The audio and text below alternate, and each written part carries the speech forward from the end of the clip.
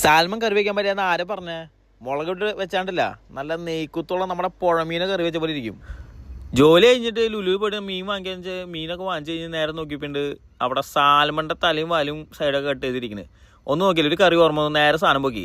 അപ്പോൾ ഇതിൽ മെയിനായിട്ട് തല, വാല്, അതിൻ്റെ സൈഡ്, അതായത് മെയിൻ ഇതിൻ്റെ ഗ്രില്ലിന് വേണ്ടി മീറ്റ് എടുത്തതിന് ശേഷം, അതാണല്ലോ സാധാരണ സാൽമൺ ചെയ്യുക, ശേഷമുള്ള ഭാഗങ്ങളാണ് ഇത് വാങ്ങാം. പക്ഷേ ഇത് എടുക്കുന്നത് എന്തിനാണെന്ന് വെച്ച് കഴിഞ്ഞാൽ ഇതിന് നല്ല നെയ്ക്കുത്തും കാര്യങ്ങളുണ്ടാവും. ശരിക്കും കറി വെച്ചാൽ നമ്മുടെ നാട്ടിലെ പുഴമീനൊക്കെ വറ്റിച്ച് വെച്ച പോലെ ഇരിക്കും.